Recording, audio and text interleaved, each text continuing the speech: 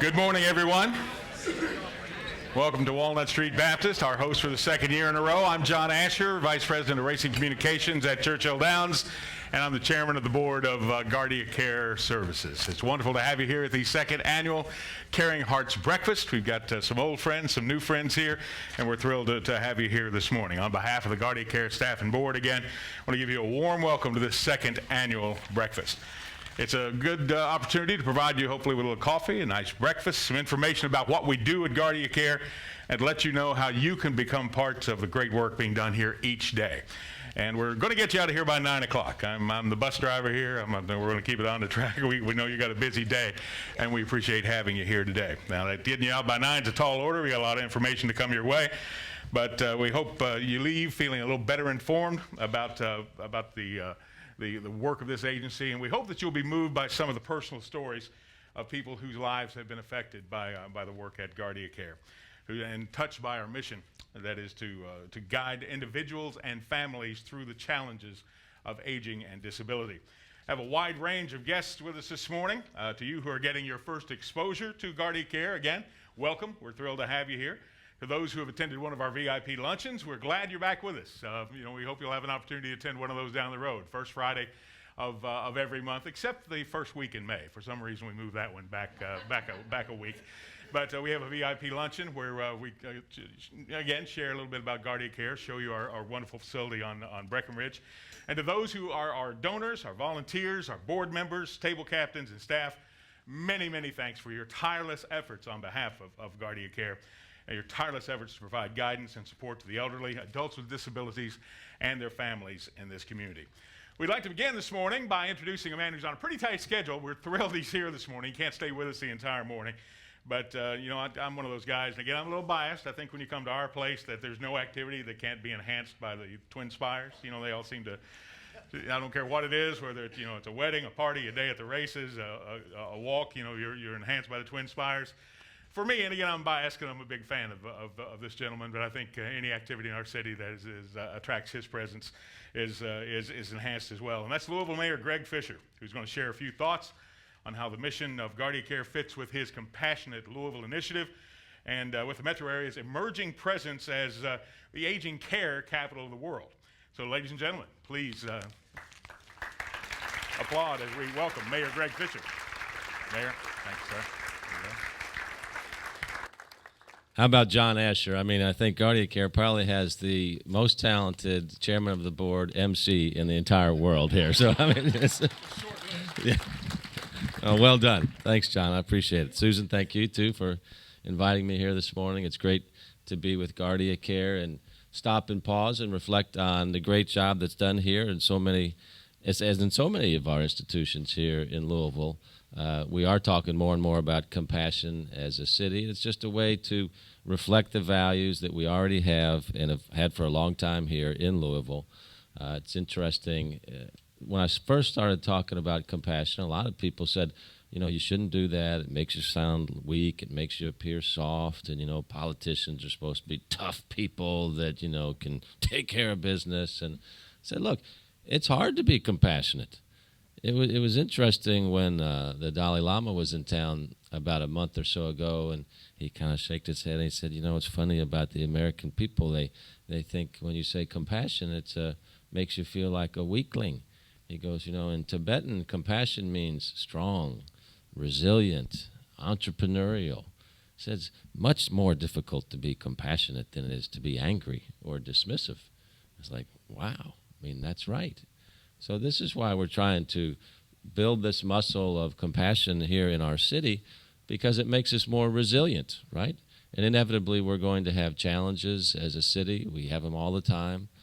Had one last night, that we have to get through. And one of the ways we get through that is by believing in each other and believing that we're here to assist each other through life's journey. So that's why I talk about compassion so much. And the second is it just is a way for people to give back and a way for them to channel the good souls and good hearts that people naturally have and that they're born with, and we can express that by giving service to each other.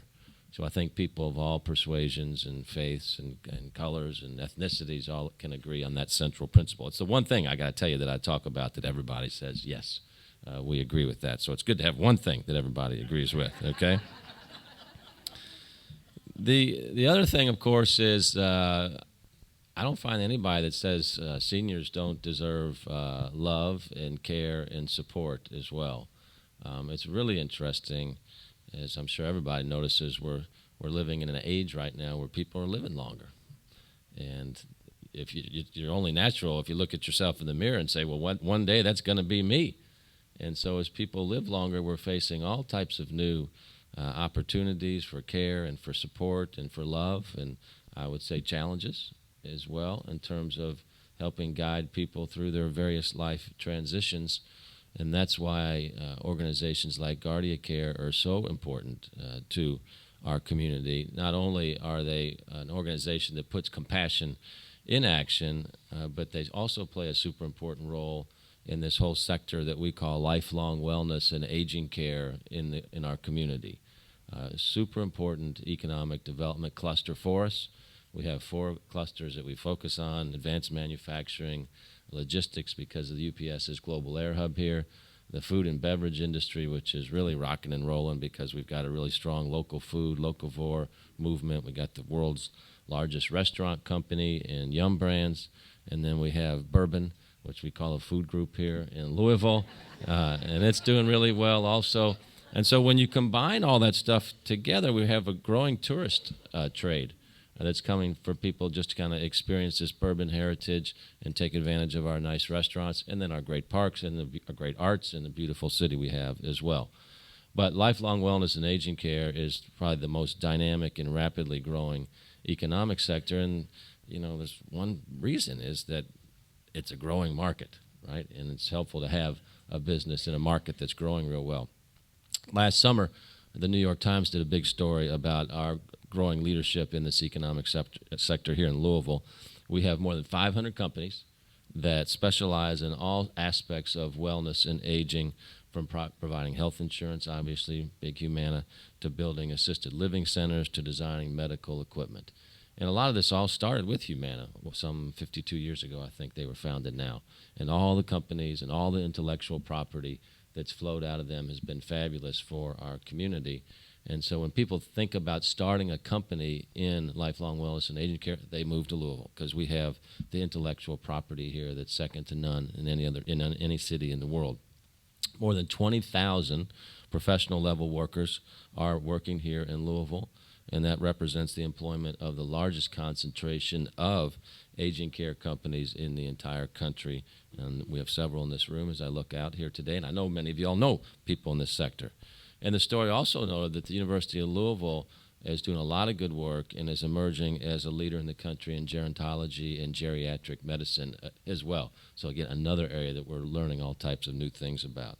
So important part of our economy here, and anybody that knows me knows how firmly I believe that innovation is a key part to the 21st century. We're going through a transition right now all around the world.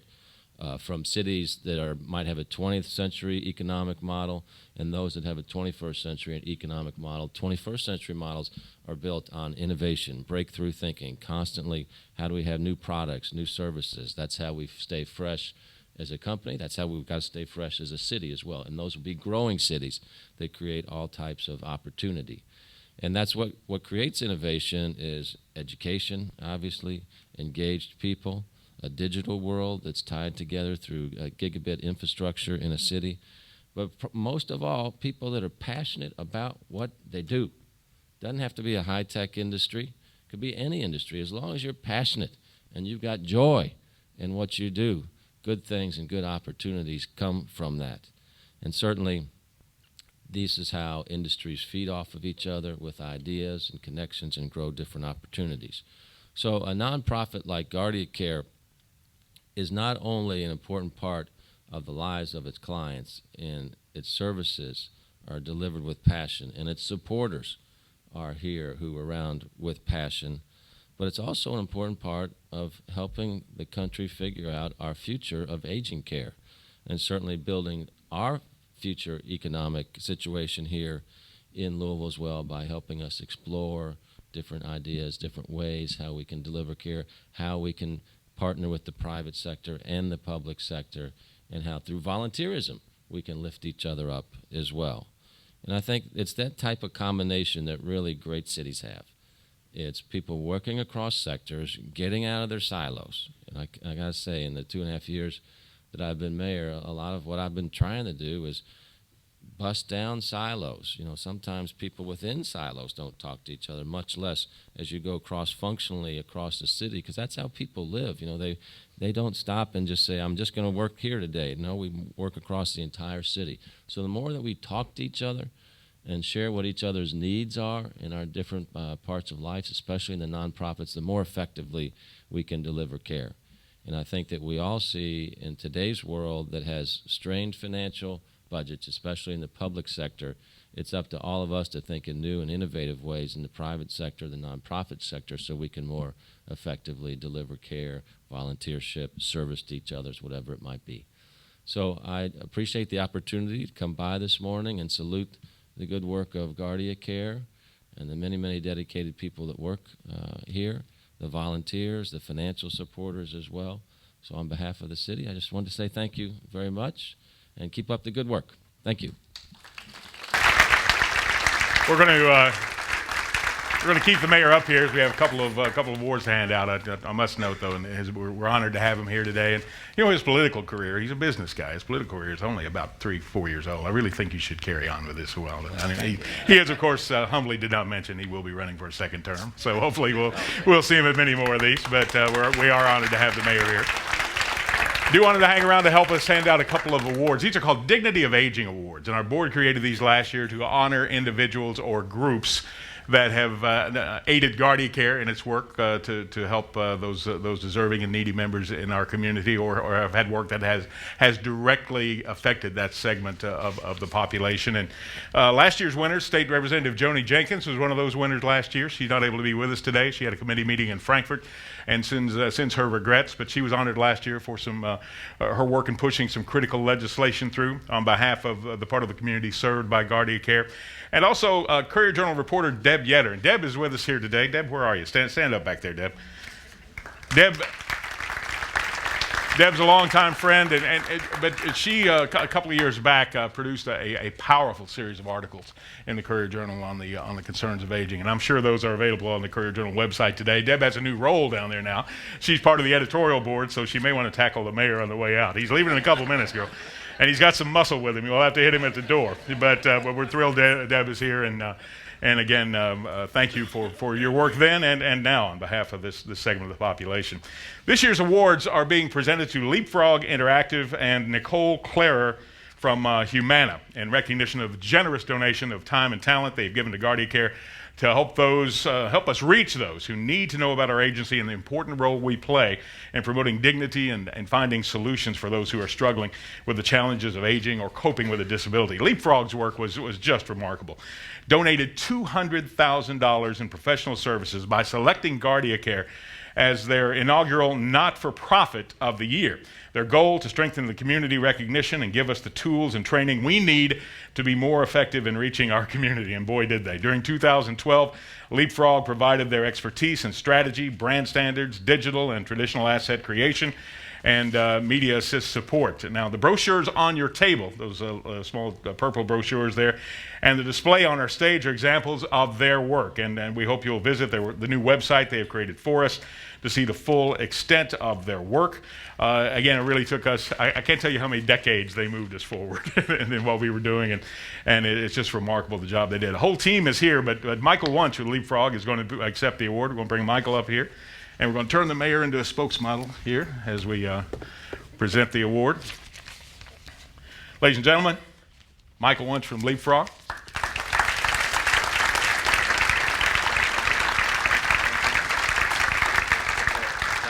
Yeah, Mike, you want to first introduce members of your team, and if you got to. Will do. Good morning, everyone. First of all, what a great honor. Thank you very much, Mr. Mayor. Thank you, Mr. Asher. But thank you, GuardiaCare, for letting us be a part of that journey for 2012. I've got team members at the table, Jacob and Andrew and Brittany and Scott and Christy. Things like this make me nervous, so I apologize. I love to be on the backside, doing the work. Not that backside, but the other backside. But thank you so much, Susan and team, for us being proud. We're so proud not only of the work that we got to do together, but simply that we got to work together. You are an incredible team, serving an incredible population for our community. So thank you very much. Appreciate it, Todd. What's that? Oh, okay. Is that a photographer? Oh, here we go. Christy's getting one. All right. Thanks so much. Really get a chance to take a look at that. Our work is much about telling stories, and they illustrate best how the impact this agency has. You're going to hear some of those stories in a few minutes, but take a look at our website and the wonderful work that Leapfrog did. It's just phenomenal. Our second award today goes to Nicole Clarer for her volunteer work in rebranding our signature fundraising event, Chocolate Dreams. Now, that's held every February. If you have not been there, just mark off the whole month of February, and we'll get you up. You need to go, and you need to prepare for it. All things chocolate. It's a wonderful celebration, a great way to get ready for Lent is what it is. But get all the good stuff out of the way, and you can fill 6 weeks of activity in just like this. March 3rd is our day. Thank you, Susan. Nicole, though, was critical in our work this year with Chocolate Dreams. She has an extremely busy job at Humana, but she devoted countless hours to creating a new logo for Chocolate Dreams and translated it into applications for digital print and other graphic promotions, and produced over 20 designs for us, helped us make our 2013 Chocolate Dreams the most successful ever. And we want to thank Nicole, so if you'd please come forward and accept your award from the mayor. Let me get that. Yeah, thanks, sir.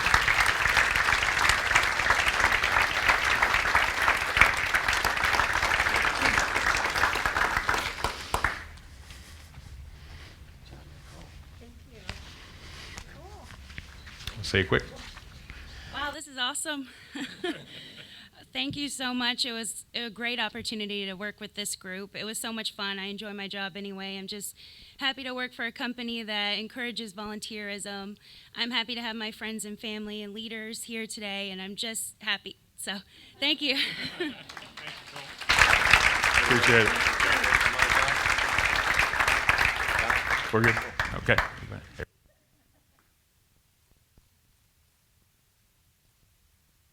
We all good? Thanks so much. Nicole, thank you. Congratulations. Mayor, I know you got to take off, but thanks so much for being here. Ladies and gentlemen, Mayor Greg Fisher, we thank you for being here today. He's off to make our community a better place to live. We're thrilled to have him here today. And again, congratulations to Leapfrog, you guys. I know we've told you how amazing you are, but there are no words to adequately describe the work you did for us during that year and continue to do. We're honored by your presence. And Nicole, you're amazing. Again, March 3rd, we're on the countdown now for the next Chocolate Dreams. I'm going to get off the stage for now. It's an amazing thing. I'm going to bring forward the person who leads us here, our executive director, ladies and gentlemen, Susan Smith, executive director of GuardiaCare.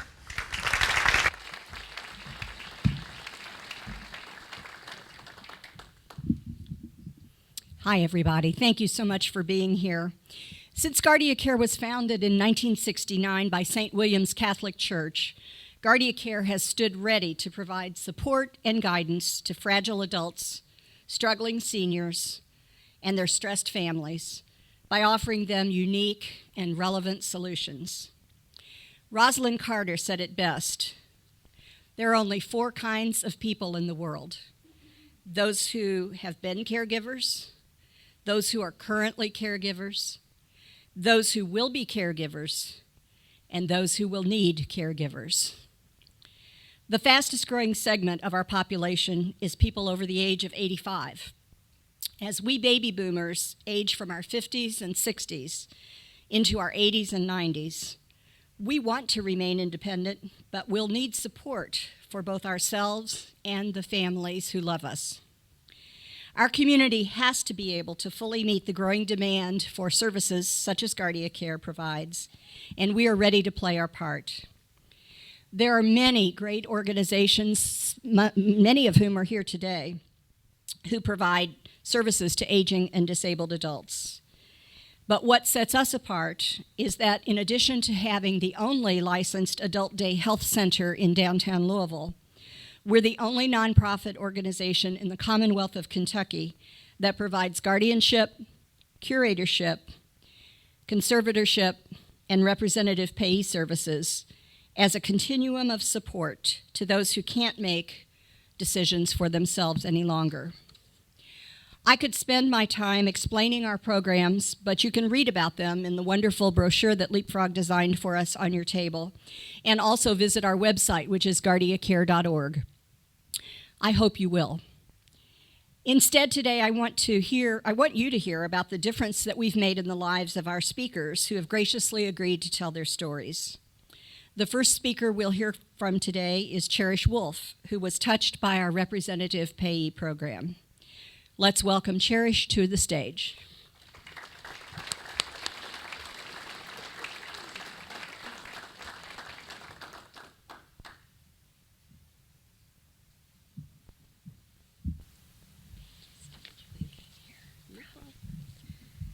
Thank you. Good morning, everybody.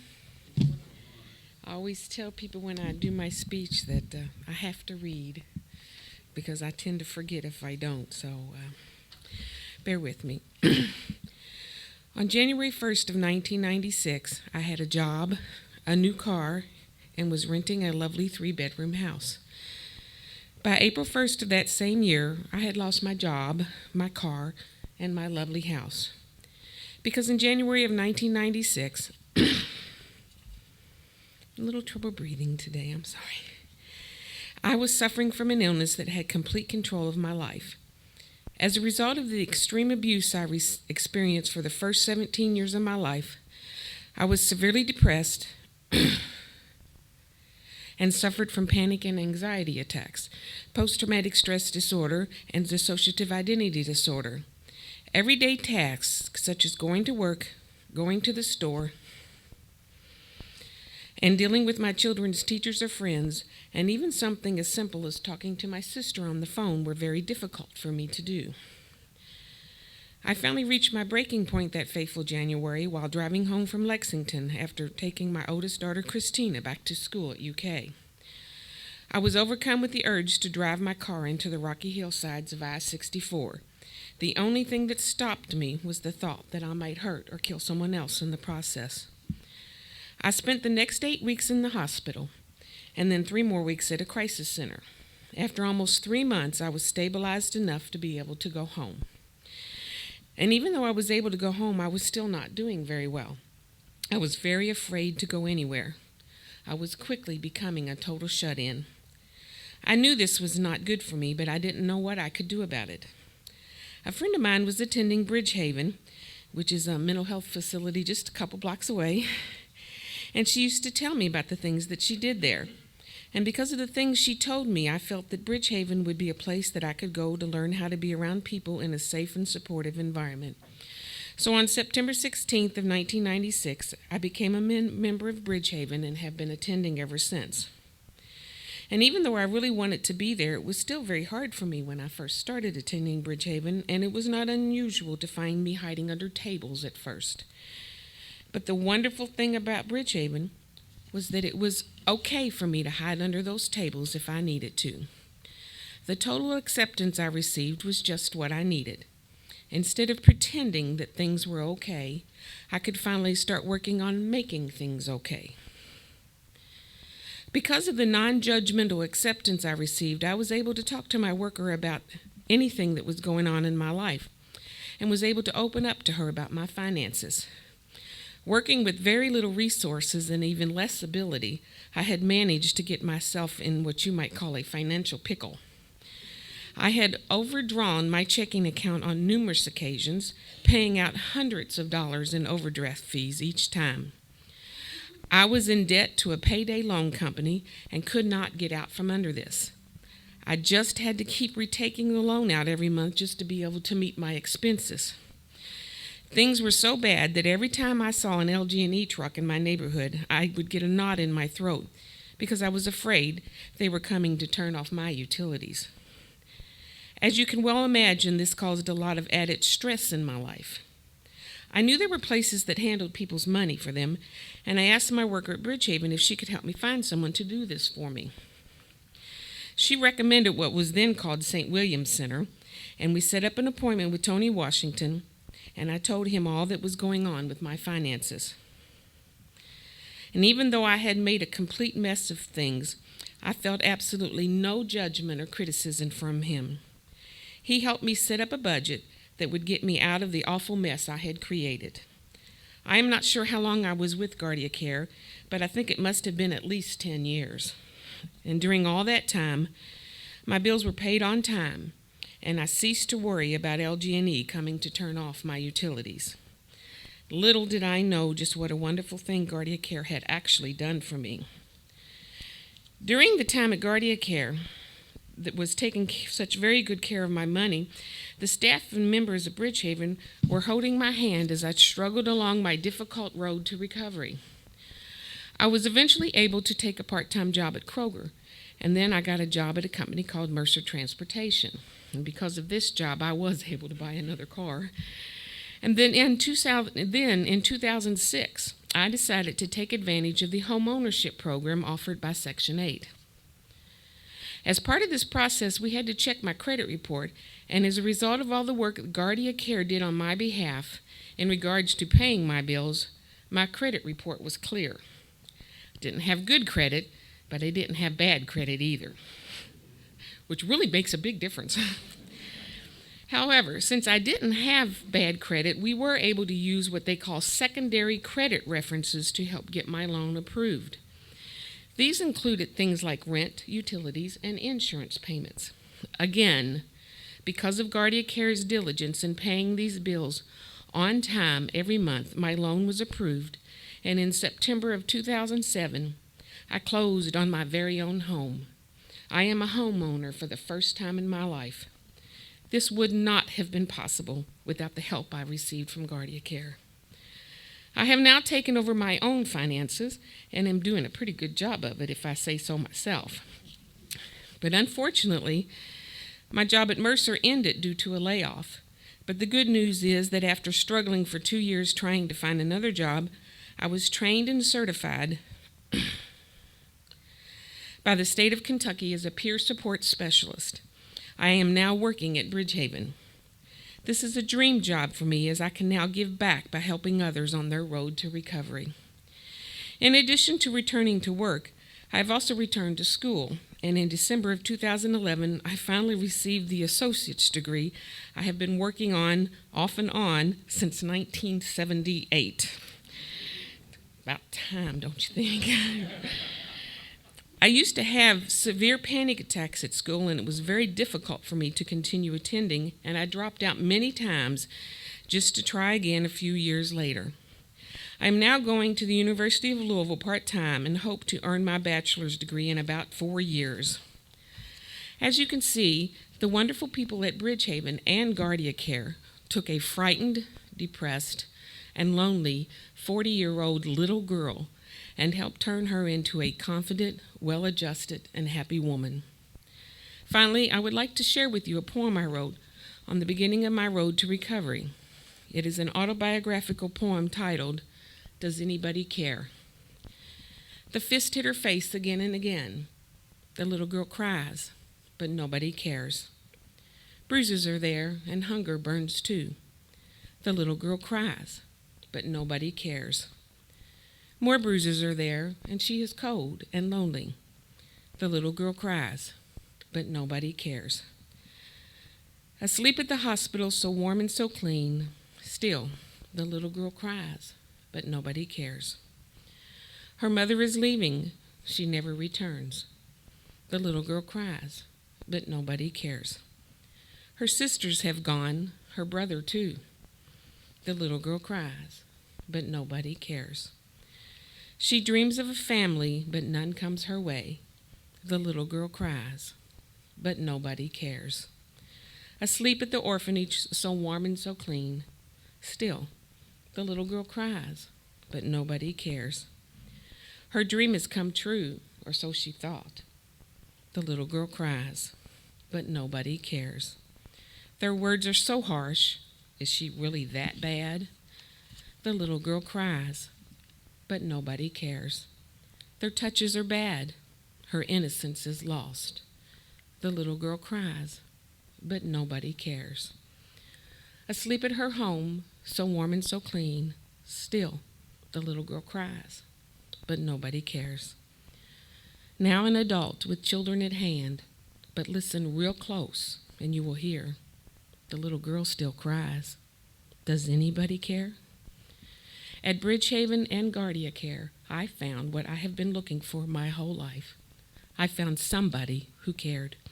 Thank you for your time, and thank you all for caring.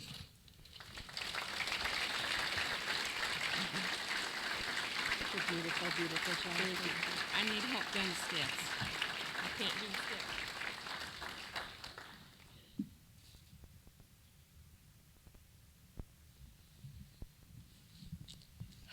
Deep breath here. Thank you, Cherish, for your willingness to share such a personal story. Each of you, as you leave today, will be receiving a bookmark with Cherish's poem as a remembrance of your time with us. We hope it will serve as a continuing reminder of the need for the services which helped her overcome her challenges and reach her goals. If you visit GuardiaCare, you'll see lovely artwork like the quilt behind me throughout the agency, and this is created by our clients who attend our Adult Day Health Center. We would like to thank the Louisville Visual Art Association for providing funding for an art therapist to work with our clients. This collaboration is just one of many partnerships which we have with other nonprofits, such as the one you heard about with Bridgehaven, and also with corporations. And we want to continue to develop more partnerships, and we hope you'll help us as we move forward from today. Please welcome our art therapist, Amy Berry, to the stage as she shares with us about this important relationship between LVAA and the clients that we serve at GuardiaCare. Amy will be accompanied on the stage by Wade Cooley, who's a caregiver to his mother, Wilma, and will share their story with you. So Amy and Wade, would you join me on stage, please?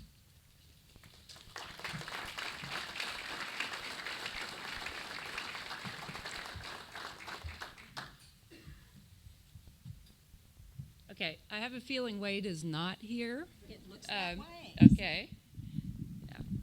I'm a little taller than the mayor, so. Sorry. He's not here, so I can say that. But I do want to thank the mayor for making this a city of compassion.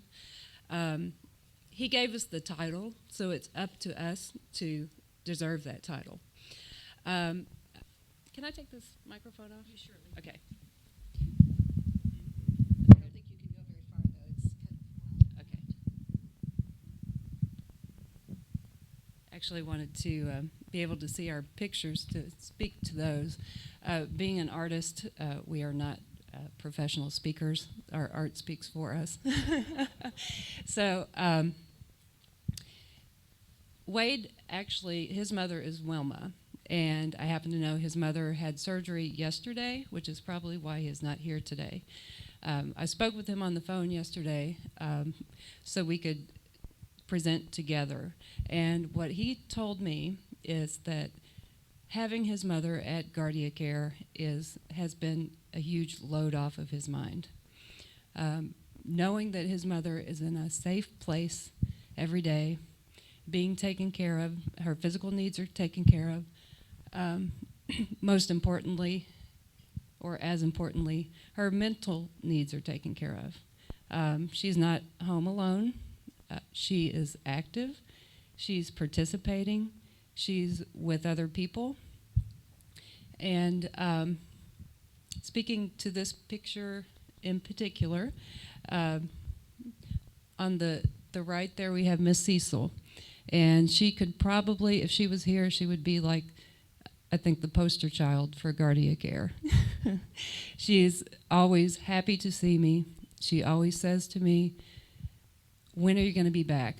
I sure have enjoyed this. And I have been there. Tomorrow's my last day. I've been there for the last 8 weeks, twice a week.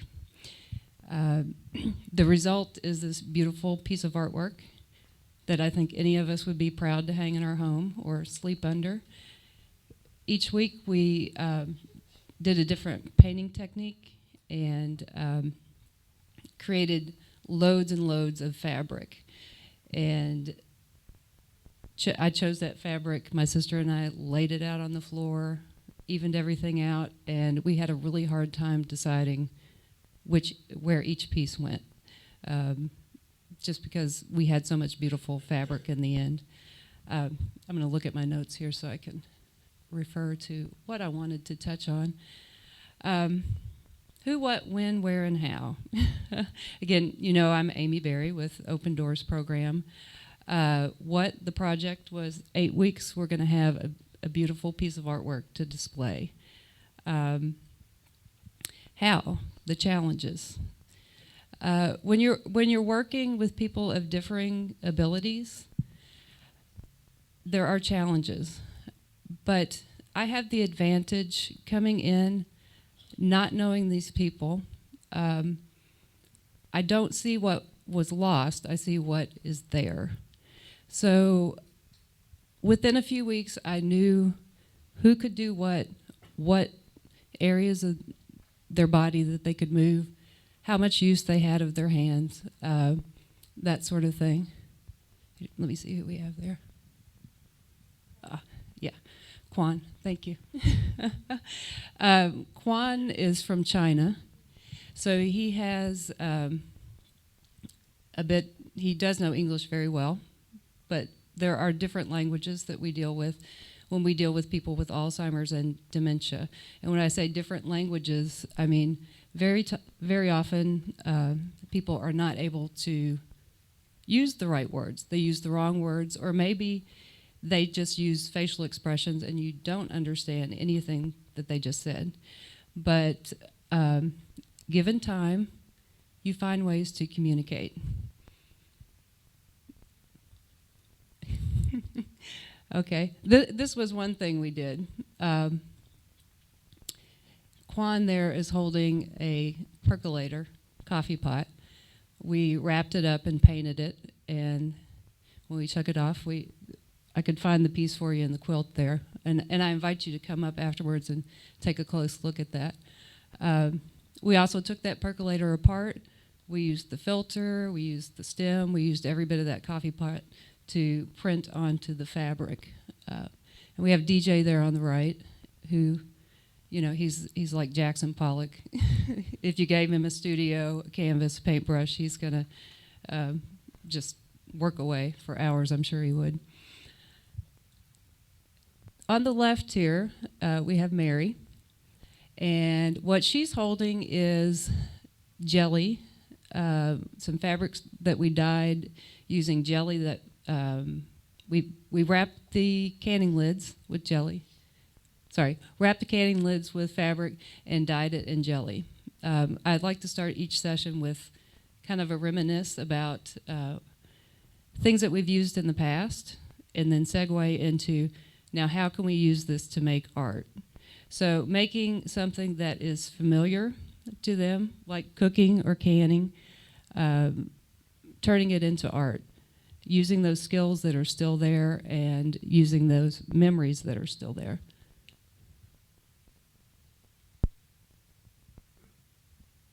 And this is Wilma and Wade. And I do wish they were here today to speak with us. Let me see what else did I want to say? Okay. I did want to say, if we are lucky, we get to grow to be old, right? If we are lucky, we have someone to care for us when we are old. And if we are even luckier, we have some place like GuardiaCare to help us in our later years. And in the words of Miss Cecil, I sure have enjoyed myself. Thank you.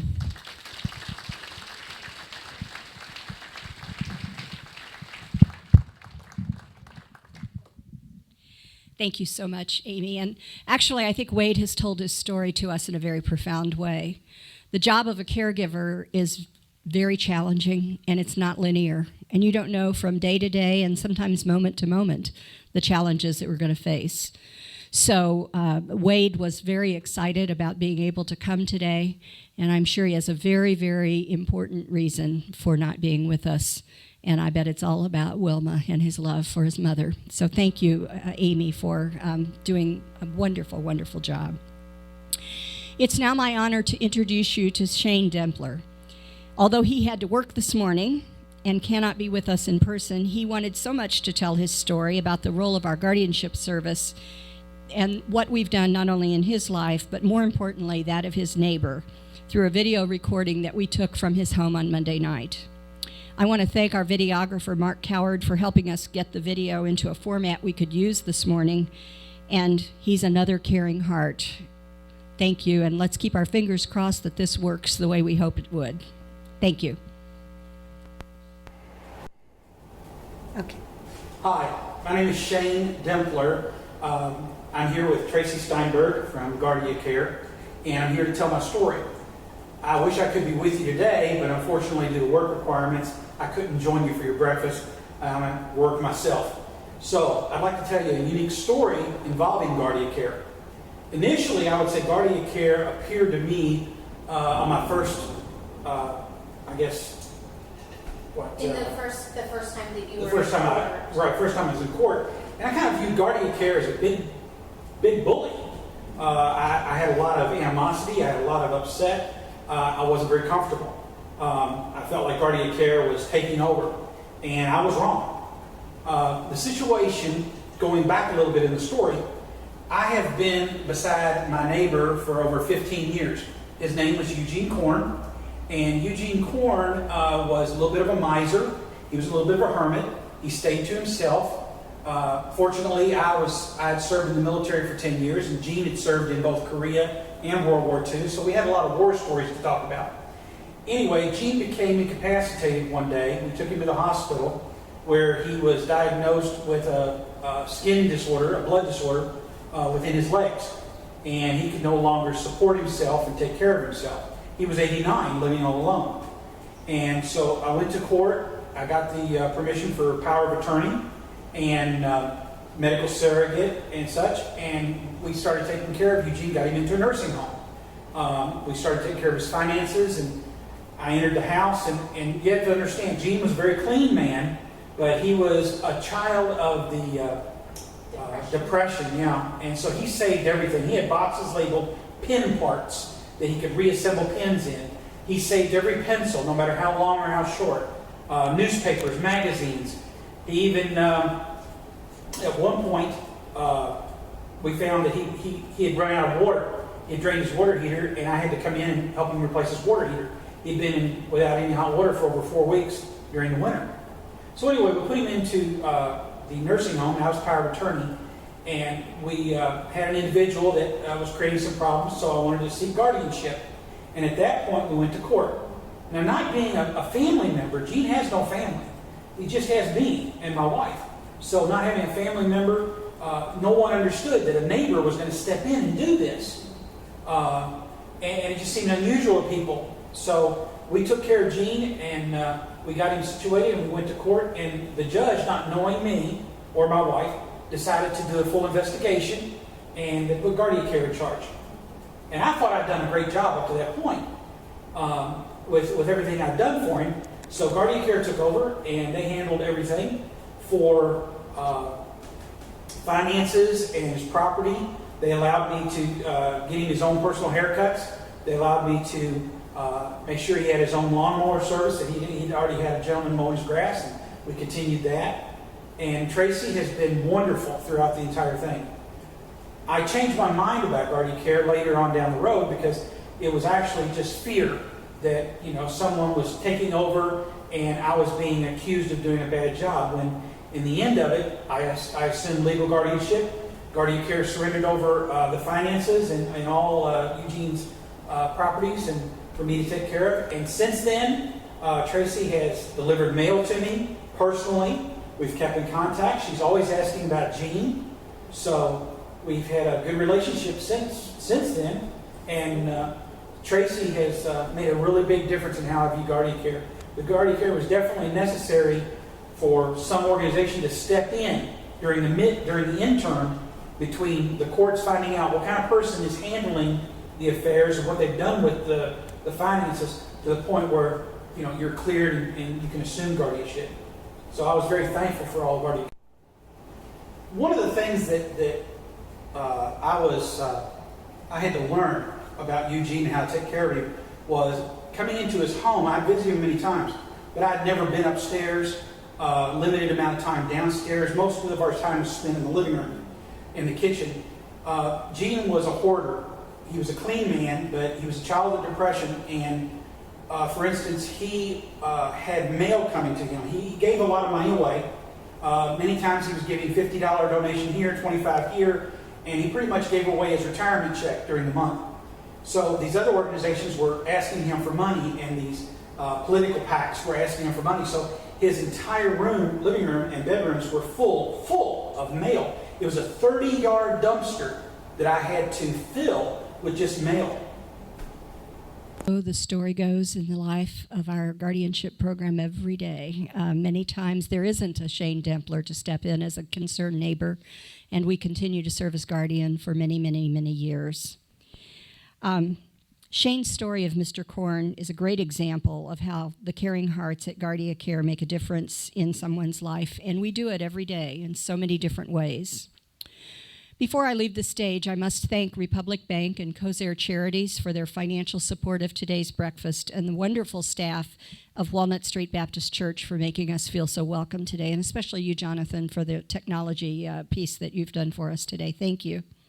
I also want to personally thank Phyllis Platt and Allison Harris, two of our board members who volunteered their time to organize today's event with Kelsey Deckard, our Community Relations and Stewardship Coordinator. They did a great job, and please join me in thanking them. Nice job, ladies.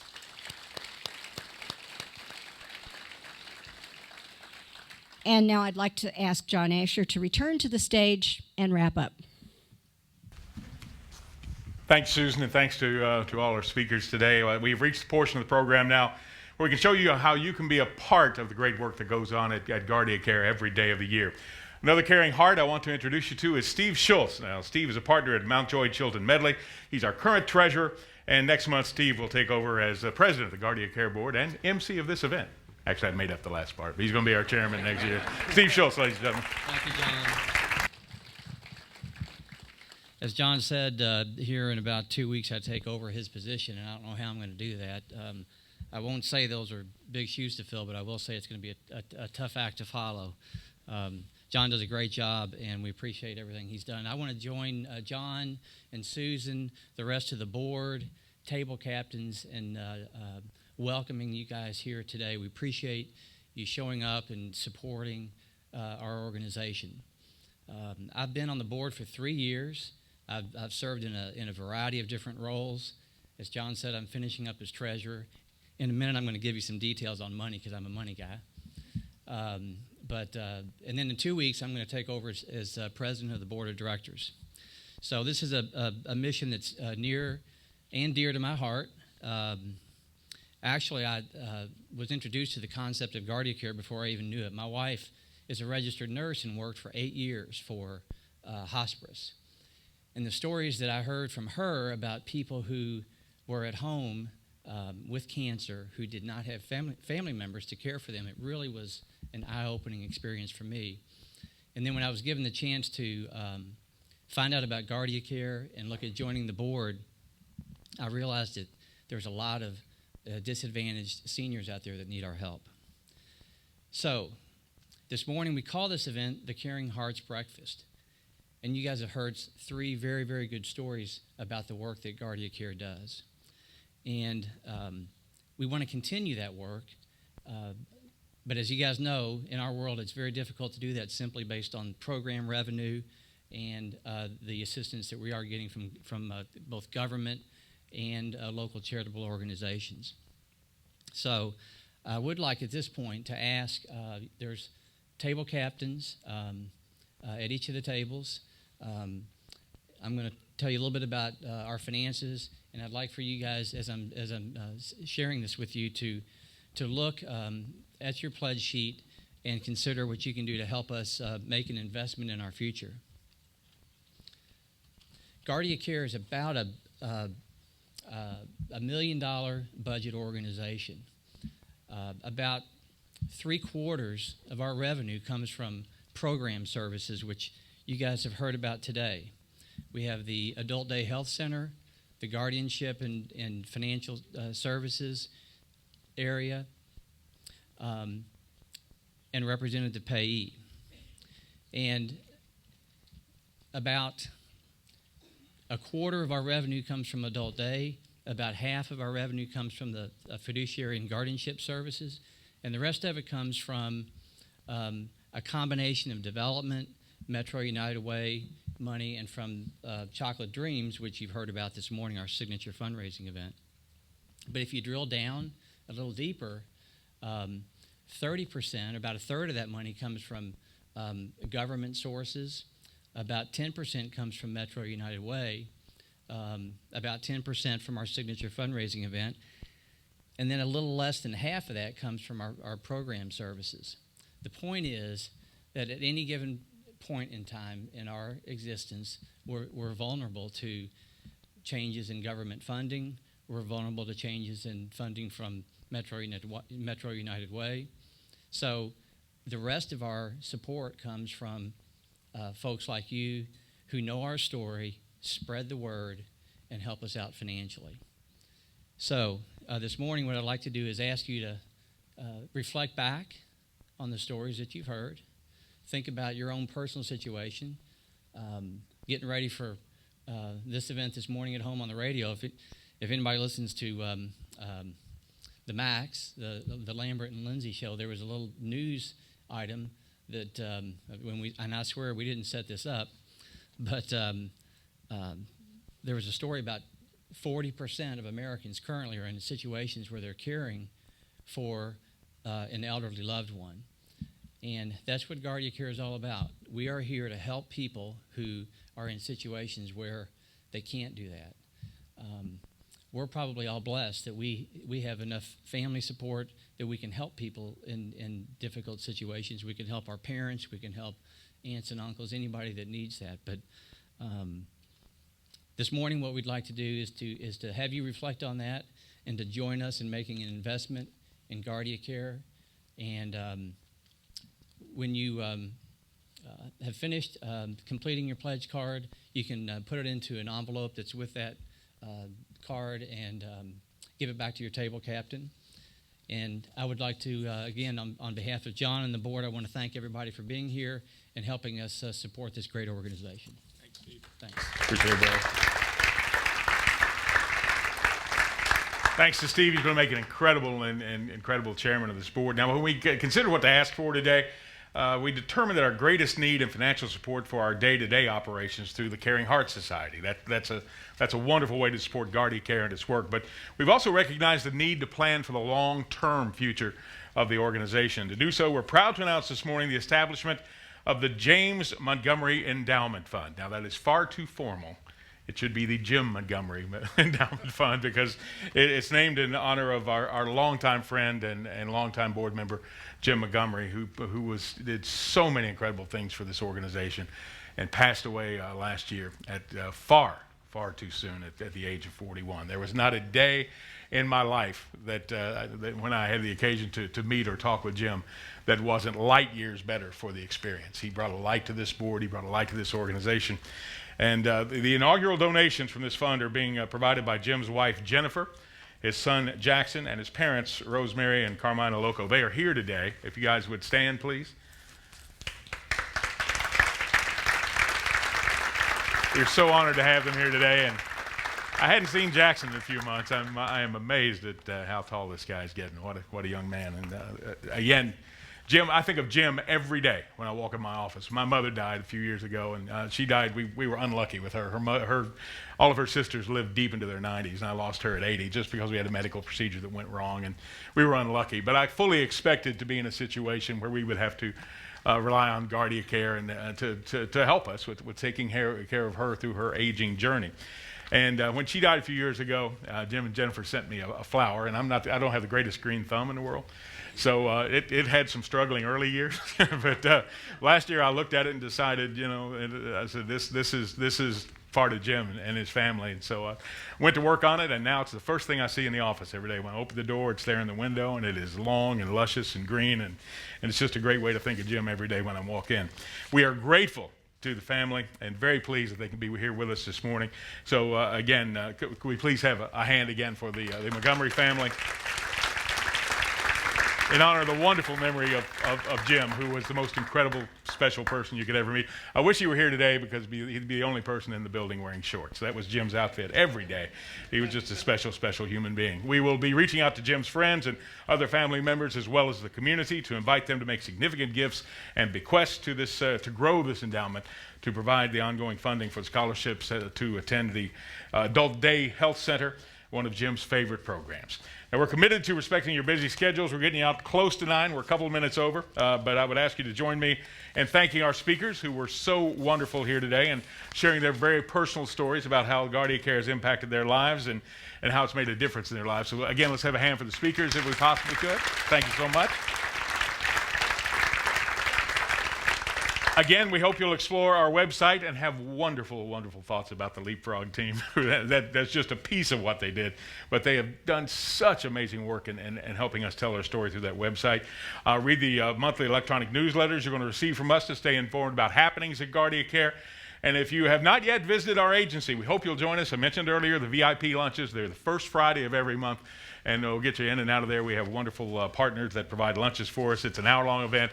And we'll give you a tour of the facility and let you see firsthand what happens in the Adult Day Health Center and throughout the agencies. They are complimentary. First Friday of each month, again, with the exception of the first week in May. We do the second week that year. You can get more information on making a reservation for our monthly from our monthly newsletters or on our website. And if you're on Facebook, please be sure to friend us and share our post to help others who might need our help. Please take our brochure with you. Again, that again is part of the partnership with Leapfrog, and pass it along to someone who may need to know about GuardiaCare. There are extras on the registration table in the hallway, and be sure you also get a bookmark. Cherish this poem. Her lovely and touching and powerful poem is on that bookmark, and you can remember her experience and her bravery in being up here today. Thank you for coming. Have a great day, and be safe as you travel to our next destination. Members of the board are going to be staying around here. If you have any questions, be sure to come up and look at this amazing quilt, which I really love that jelly technique. I don't know about you guys. This is a first of its kind quilt. It's not only beautiful, but it's also delicious. Get up here and take a look at it. But it's amazing work, and it's from the hands of our people who are with us at GuardiaCare each day. Thanks again for taking the time to be here out of your busy schedules, and we hope to see you at future events for GuardiaCare, including next March 3rd, the Chocolate Dreams. Thanks so much, guys. Thanks for being here.